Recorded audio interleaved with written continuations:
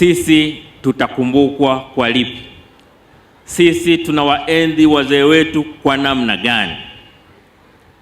Namna kadhaa zipo za kuwaenzi wazee wetu.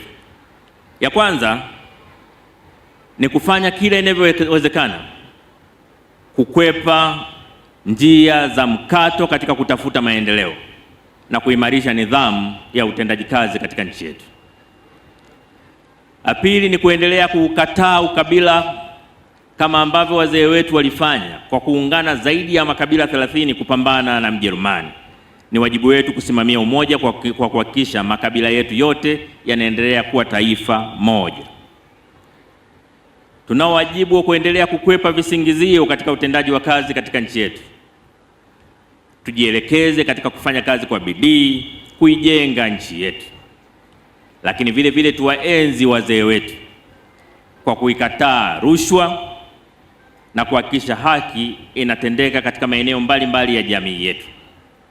Tumeambiwa hapa katika historia ya Nduna Songea kwamba mwisho alibaki peke yake baada ya wenzake wote kunyongwa, na akapewa ahadi mbalimbali za kubakizwa kwenye madaraka, za mishahara, ili awe kibaraka wa wakoloni.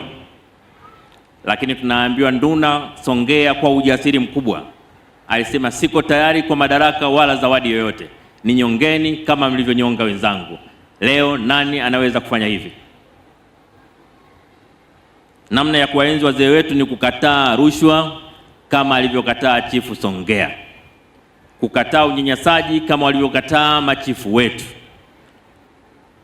kuona kwamba tunao wajibu wa kipekee wa kulitetea na kulipigania taifa letu.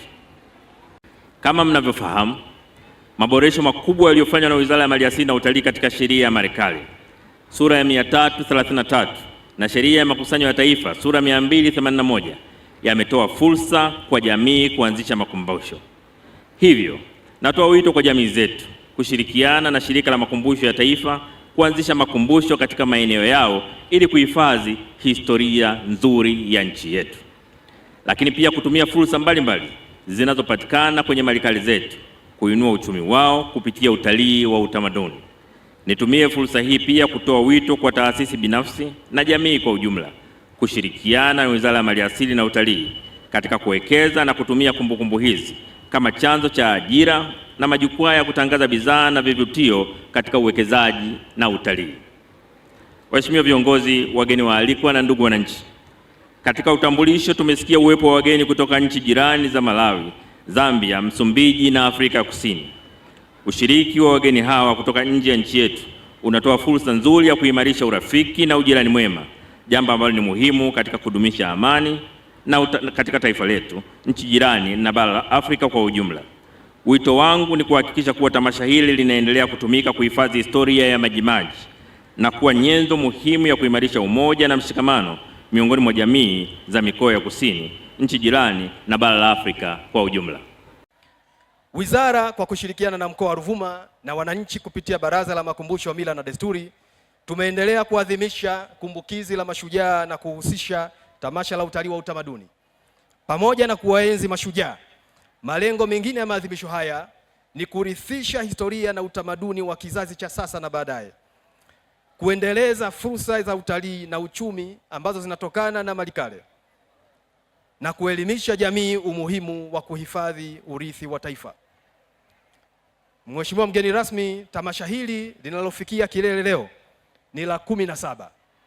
Lilizinduliwa tarehe 23 Februari na Mheshimiwa Brigadier General Ahmed Abbas Ahmed, mkuu wa mkoa wa Ruvuma, na kufuatiwa na mashindano ya ngoma za asili yaliyofanyika tarehe 24 Februari. Aidha, tarehe 25 Februari kulifanyika kongamano la kitamaduni katika halmashauri ya Madaba lililohusisha kutafakari na kurithisha historia ya mashujaa. Siku hiyo pia tuliadhimisha siku ya Wangoni katika kijiji cha Maposeni.